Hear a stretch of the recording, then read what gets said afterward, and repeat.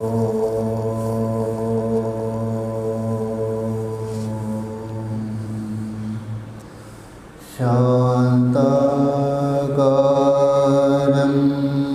भुजगशयनं पद्मनाभं सुरेशं विश्वाधारं गगनसदृशं मेघवर्णं शुभांगं लक्ष्मीकान्तं कमलनयनं योगिभिर्ध्यानगम्यं वन्दे विष्णुं भवभयहरं सर्वलोकैकनाथं यं ब्रह्मा वरुणेन्द्ररुद्रमरुतः स्तुवन्ति दिव्यैस्तवैः वेदैः साङ्गपरक्रमोपनिषदैः गायन्ति यं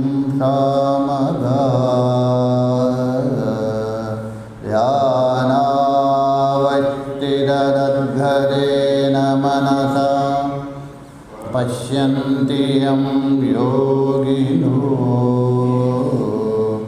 यस्यान्तं न विदुः सुरासुरगणा देवाय तस्मै नमः देवाय तस्मै नमः।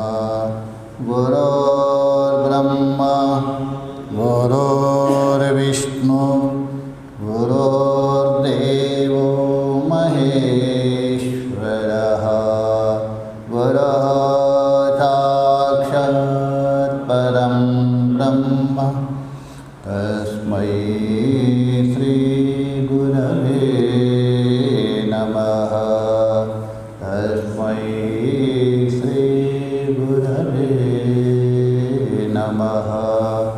ओम शांति शांति शांति।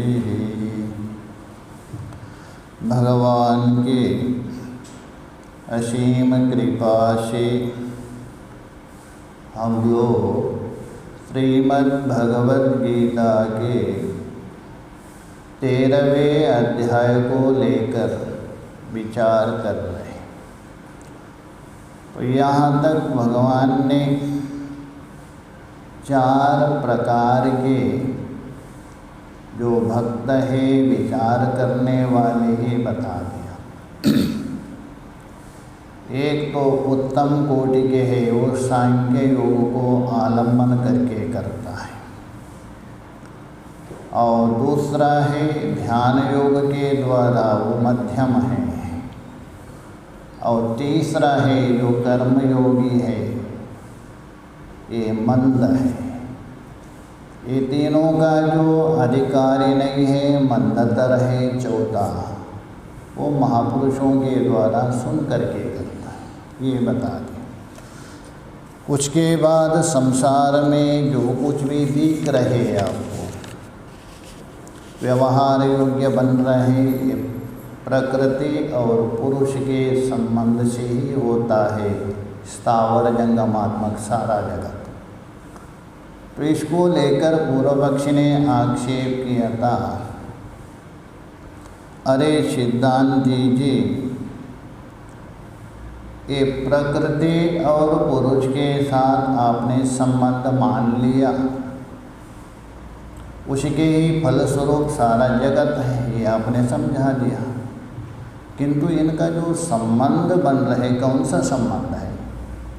संयोग संबंध है अथवा समवायी संबंध है? उपलक्षण से और भी लेना, चित्सुख में सबका खंडन किया है। तादात्म्य संबंध है, कालिक संबंध है अथवा दैशिक संबंध है, तीनों को यहाँ नहीं उठा दिया। यहाँ तो 2 ही उठा रहे हैं, एक संयोग संबंध और दूसरा समवाय। संयोग संबंध होता है दो द्रव्यों के साथ, अवयव युक्त द्रव्य, केवल द्रव्य नहीं, अवयवों से बनाया हुआ जो अवयवी आत्मक द्रव्य, उनका संयोग होता है। जैसा घट और भूतल, घट और रस्सी दोनों सवयव, इनका संयोग हो। और समवाय जो होता है अवयवों का अवयवी के साथ, तंतु का पट के साथ समवाय, यहाँ दोनों नहीं बनेगा तो बता दे दो बिना संबंध से सृष्टि कहाँ से होगी। तो यहाँ तक विचार हुआ था। उत्तर दे कि उच्चते 26वें श्लोक में जो सिद्धांति पक्ष देख लीजिए। सिद्धांति समाधान कर रहे हैं। क्षेत्र क्षेत्रज्ञयोः विषय विषयिणोः भिन्न स्वभावयोः इतर इतरः तद्धर्म अध्यास लक्षणः संयोगः क्षेत्र क्षेत्रज्ञ स्वरूप विवेकाभाव निबंधनः। समाधान कर रहे हैं। क्षेत्र और क्षेत्रज्ञ है ये विषय विषयिणों, ब्रह्मसूत्र में पहले सुना है अध्यास में विषय विषयिणों करके। एक विषयी है एक विषय है। विषय कहते ज्ञान को और विषय कहते हैं ज्ञान जिसको आपका इंगित करता है वो विषय। जैसा घट ज्ञान हो गया विषय, उस ज्ञान का जो ज्ञेय है वो विषय बनता है। घट विषय हो गया, घट ज्ञान विषय हो गया। वैसे ही यहाँ क्षेत्रज्ञ है विषय ज्ञान स्वरूप होने से, वो विषय कर रहे किसको, क्षेत्र को, इसलिए वो विषय हो गया। तो ये बोला विषय विषयिणो, ये तो विषय विषय है। जो विषय विषय होता है ज्ञान और ज्ञान का विषय, अथवा ज्ञान और ज्ञेय, एक ज्ञान है एक ज्ञेय है। तो ज्ञान होता है विषय, ज्ञेय होता है विषय। तो ये बिल्कुल विलक्षण है। भिन्न स्वभाव मतलब दोनों का स्वभाव अलग है, विलक्षण है। क्या विलक्षणता है? एक तो आत्मा है, एक अनात्मा है, शरीर और आत्मा। और एक क्षेत्रज्ञ है, कलाहीन है, और शरीर कैसे है, अनेक अवयवों से बना। और क्षेत्रज्ञ नियामक है और वो नियम्य है। एक अंदर है एक बाहर है, और एक ज्ञान रूप और पवित्र है, और दूसरा एक अज्ञान रूप और अपवित्र है। कौन? क्षेत्र। और वो प्रकाश और स्वच्छ है, प्रकाशक और स्वच्छ। कौन? क्षेत्रज्ञ। वो अप्रकाशक और तमोमय है। एक नित्य है, सत्स्वरूप है, और वो अनित्य और असत्स्वरूप। ये सारा विलक्षणता है दोनों में, यही बता रहे। क्षेत्र क्षेत्रज्ञ स्वरूप विवेक अभाव निबंधन, किंतु इन दोनों का विवेक नहीं हो रहा है, विभाजन नहीं हो रहा है, स्पष्ट ज्ञान नहीं हो रहा है। इसका क्षेत्र और क्षेत्रज्ञ का, उसके कारण इतर इतर अध्यास हो रहे। बोला इतर इतर तद्धर्म अध्यास लक्षण। क्षेत्र का क्षेत्रज्ञ में अध्यास, क्षेत्रज्ञ का क्षेत्र में, क्षेत्र का धर्म क्षेत्रज्ञ में, क्षेत्रज्ञ का धर्म धर्माध्यास और धर्मी अध्यास दोनों लेना। धर्मी का अध्यास भी हो रहे, धर्म का अध्यास भी हो रहे। क्यों? ये विभाजन ना होने के कारण दोनों का, इसलिए बोले।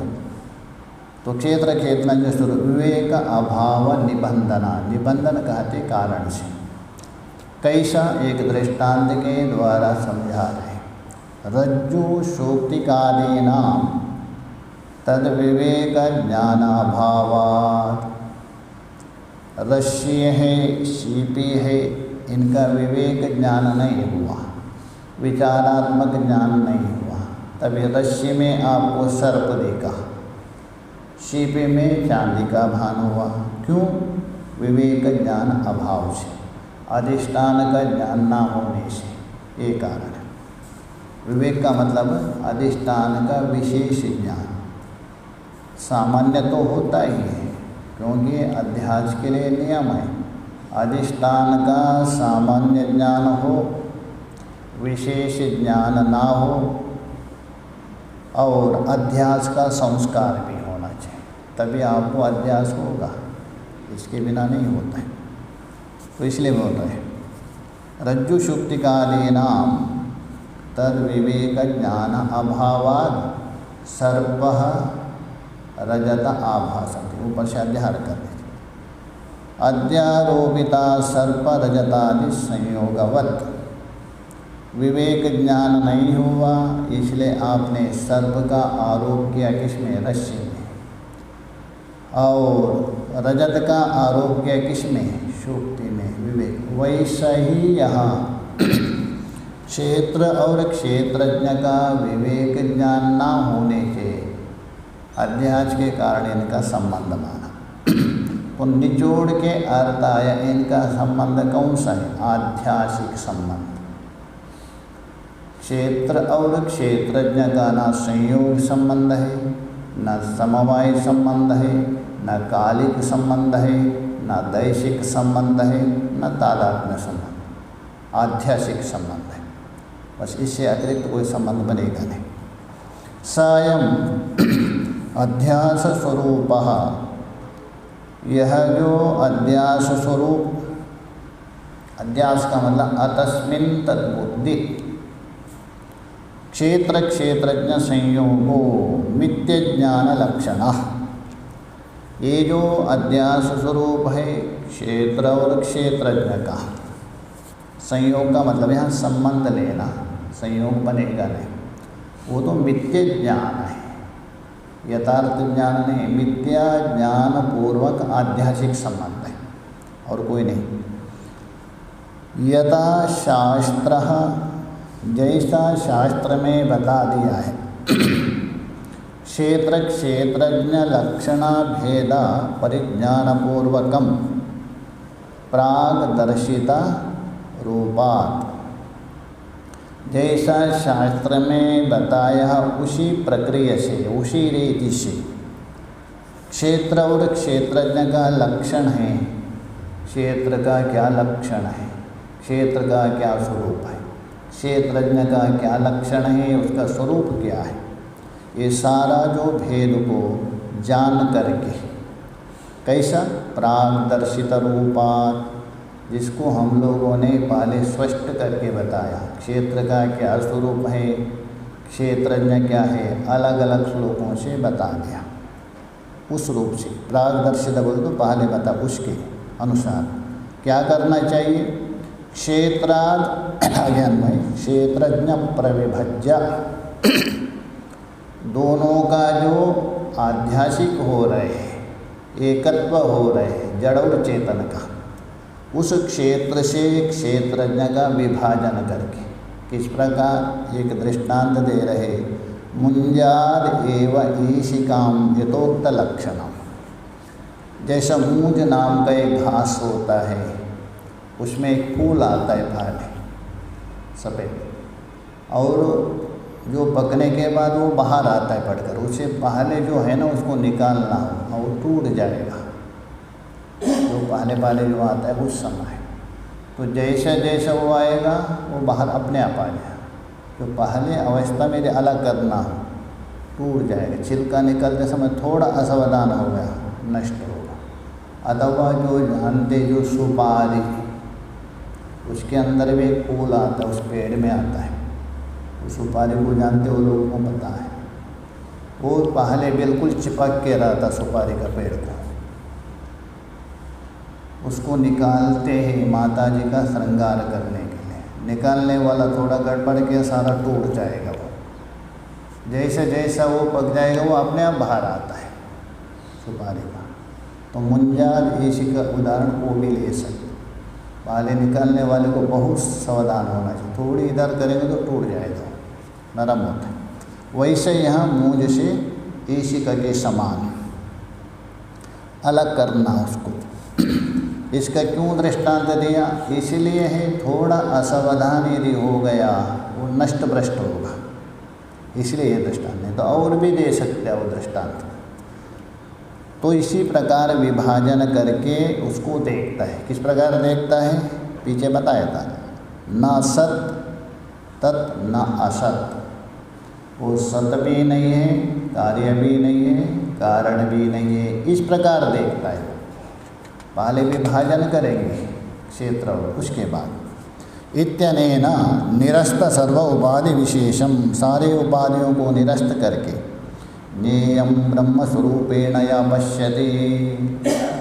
वो जो ज्ञेय ब्रह्म कैसा है? सत और असत से भिन्न है, इस प्रकार देखता है।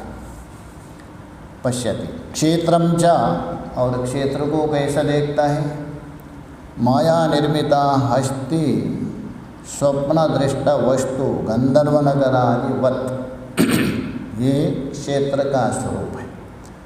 माया के द्वारा जो बनाई हुई जो हाथी है वैसा, और स्वप्न में देखे हुए सारे वस्तु के समान जगते समय समाप्त हो जाते।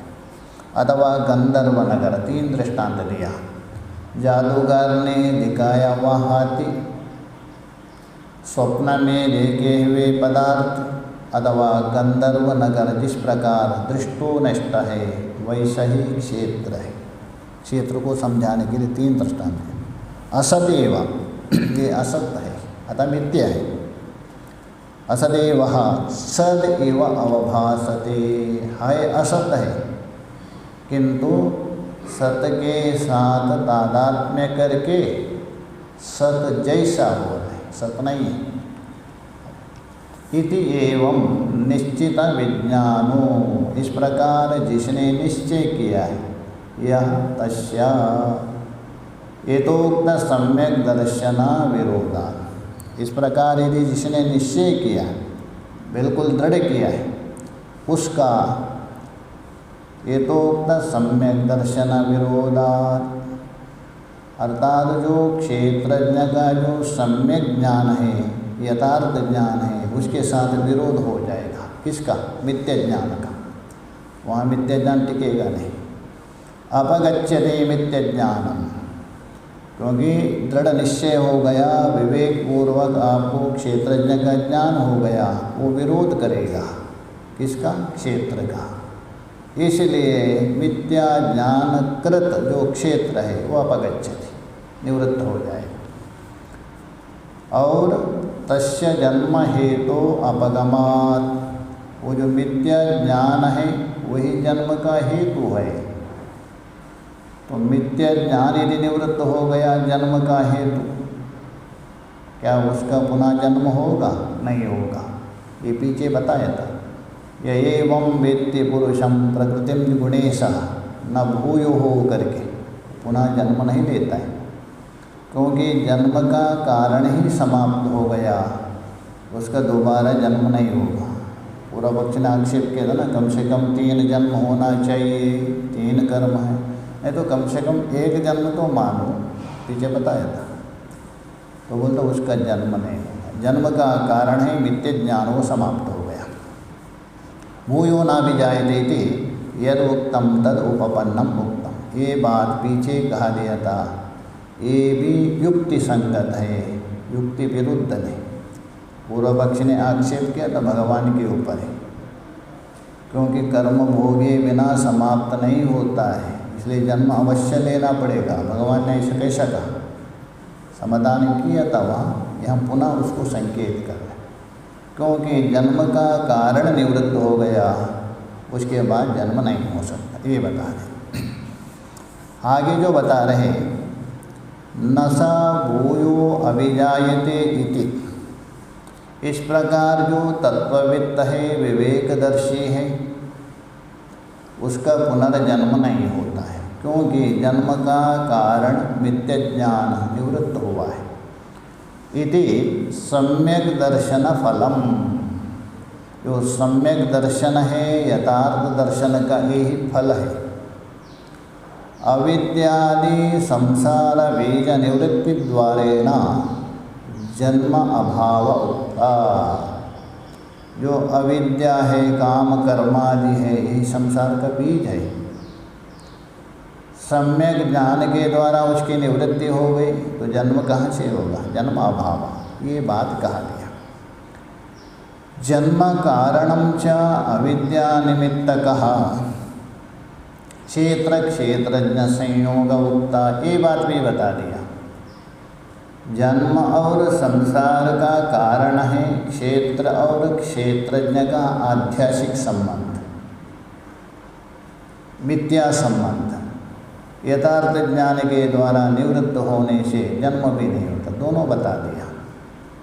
अतः तस्य अविद्यया निवर्तकम सम्यक दर्शनमुक्तम। देखिए, अविद्या और अविद्या वाला पुरुष का संबंध बता दिया, और मिथ्या ज्ञान निवृत्त होने के बाद संसार ने ये भी बता दिया। आगे ये बता रहे अविद्या का निवर्तक कौन है, किससे अविद्या निवृत्त हो जाती है।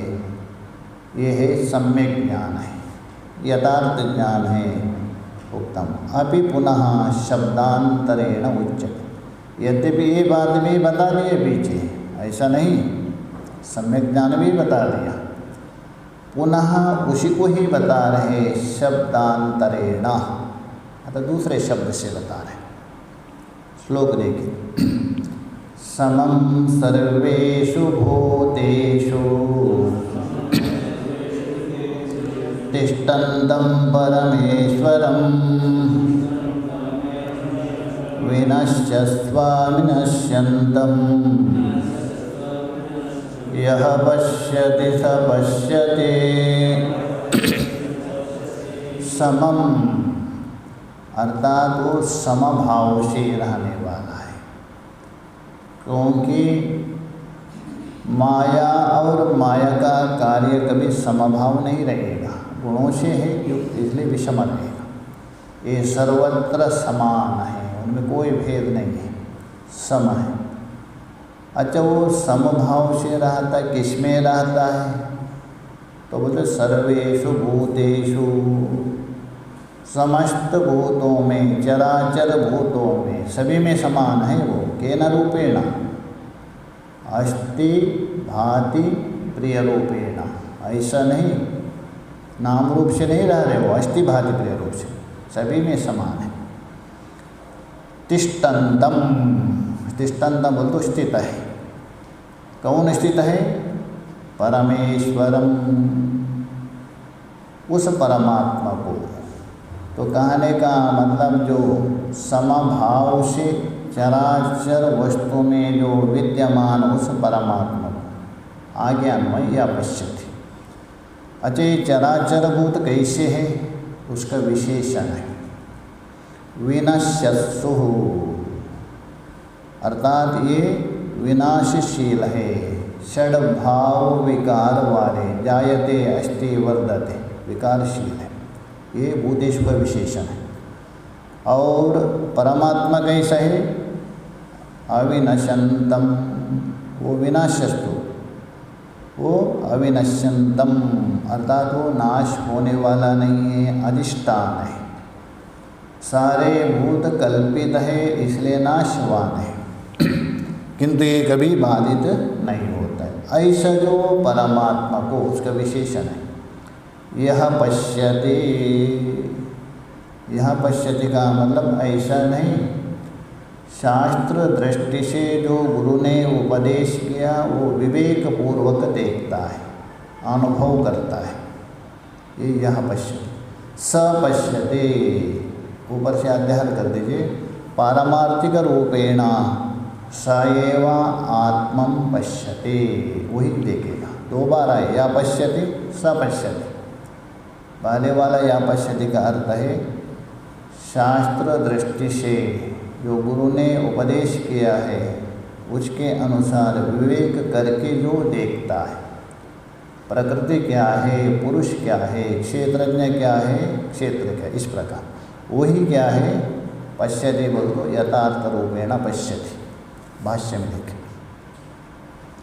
समम, समम का अर्थ करें निर्विशेषम, जो सविशेष होगा, सगुण होगा, वो कभी भी समान नहीं हो सकता है।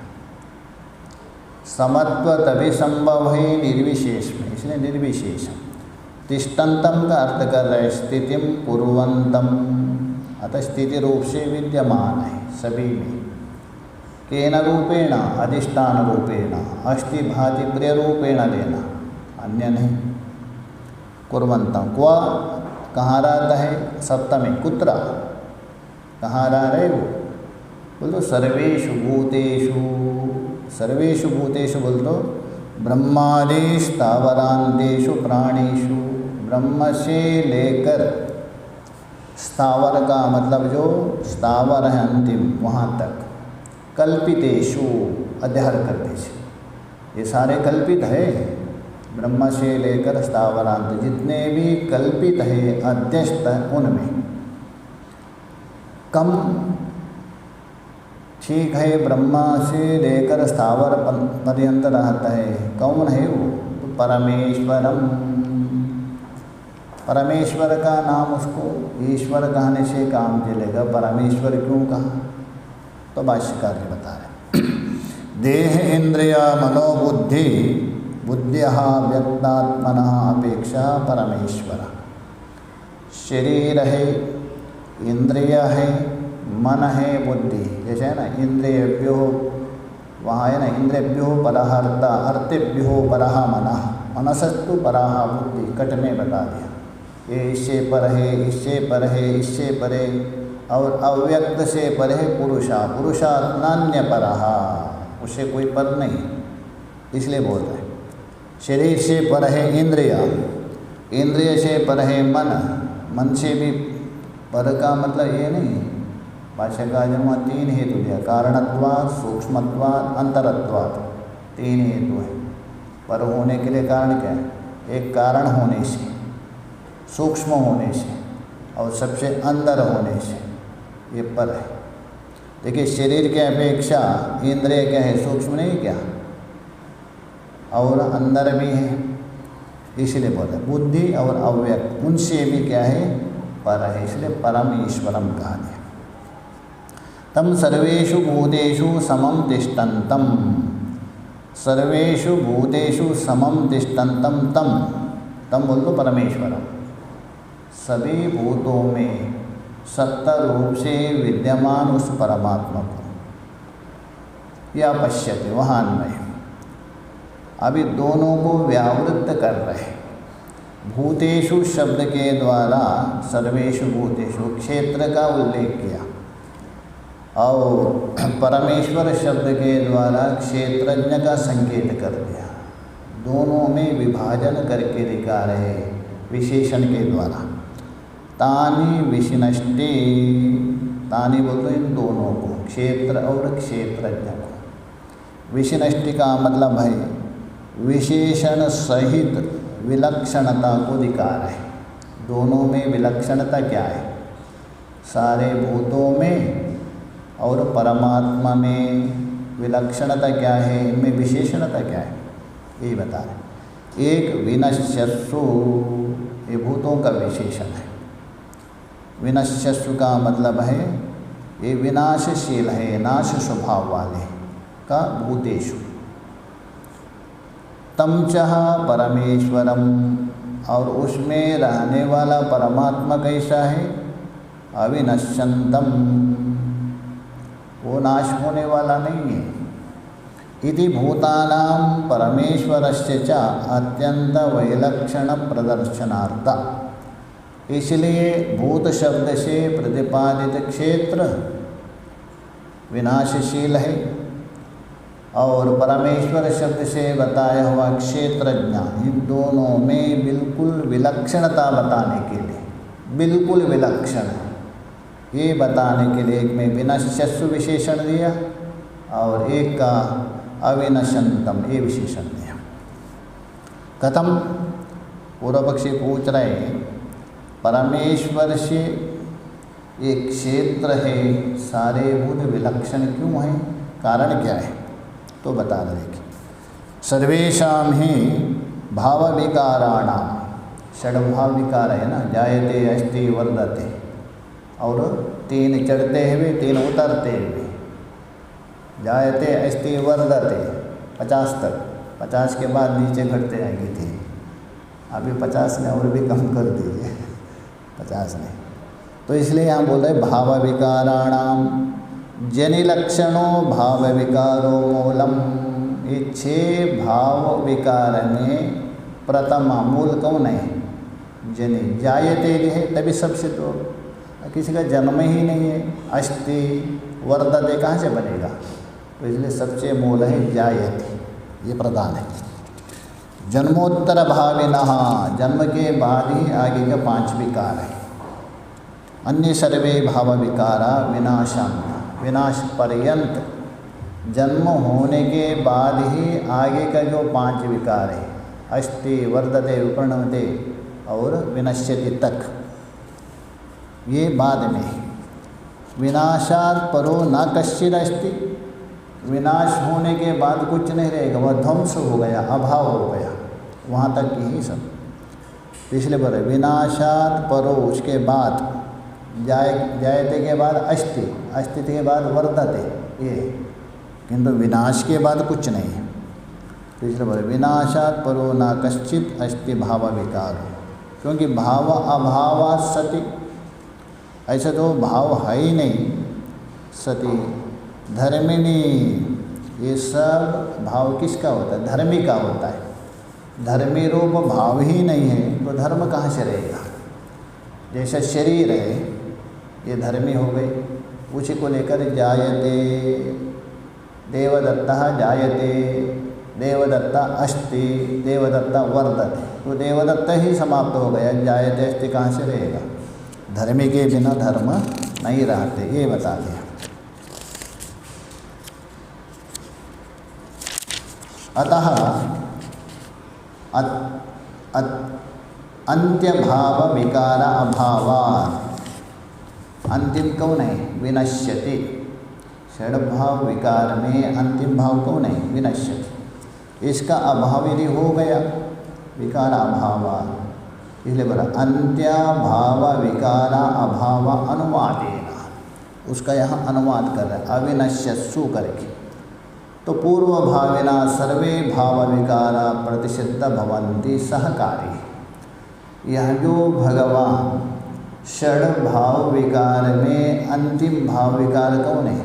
विनश्यति। उसका निषेध किया, किसे? अविनश्यत करके। उसका निषेध होते हुए आगे के 5 को अपने आप निषेध हो गया कार्यों के से। विनाशी नहीं है तो उसका अपना क्षीण कैसा होगा, बढ़ेगा कहाँ से, अस्थि कहाँ से जाएगा, सब निषेध हो गया। इसलिए परमात्मा में षड्भाव विकार नहीं।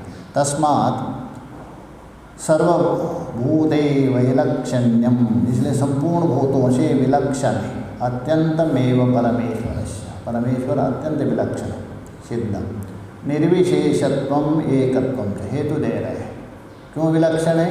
निर्विशेष होने से, एक होने से।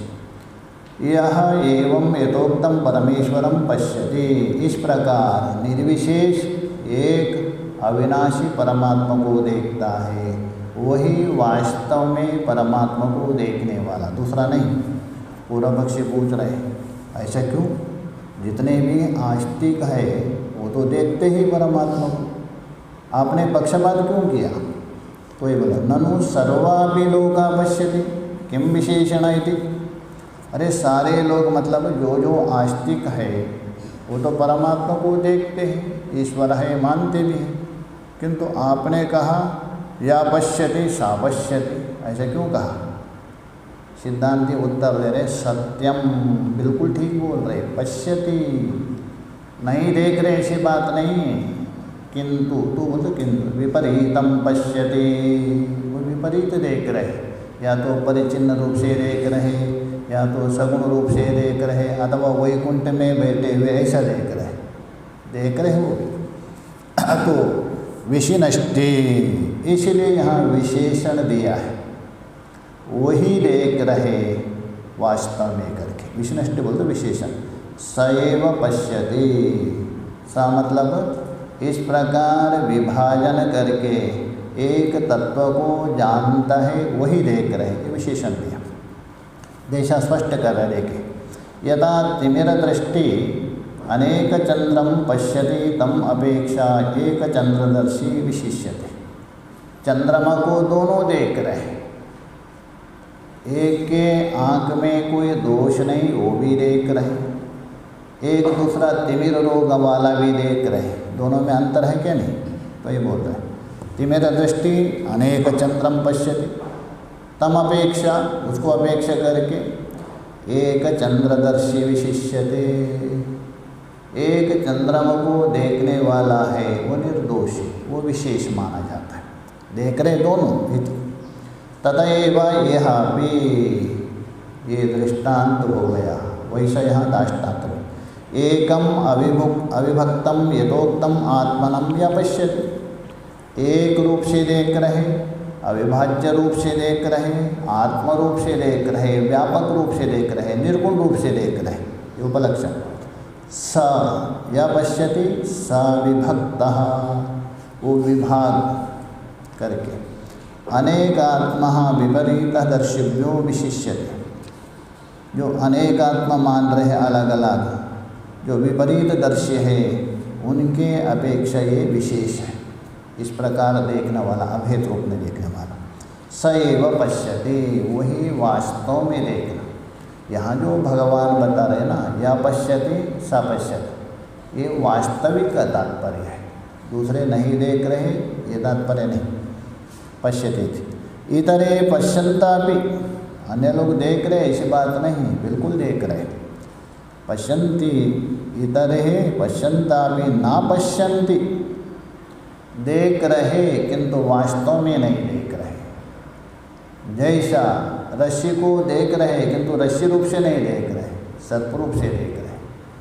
इसलिए बताए देखते हुए भी नहीं देख रहे, क्यों? विपरीत दर्शित्वात्, हेतु दे रहे, विपरीत दर्शन होने से पारमार्थिक दर्शन नहीं होता। अनेक चंद्रदर्शिवत, जैसा चंद्रमा को देखने पर भी चंद्र का वास्तव स्वरूप नहीं देख रहे, क्योंकि रोग के कारण अनेकत्व देख रहे। अतः हे पूर्व पक्षी, भगवान ने जो विशेषण दिया है या पश्यति सा पश्यति, बिल्कुल ठीक है।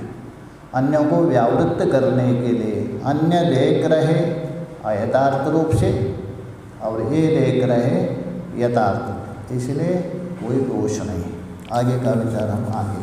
ओम पूर्णमदः पूर्णमिदं पूर्णात् पूर्णमुदच्यते पूर्णस्य पूर्णमादाय पूर्णमेवावशिष्यते। ओम शांति शांति शांति। शंकरं शंकराचार्यं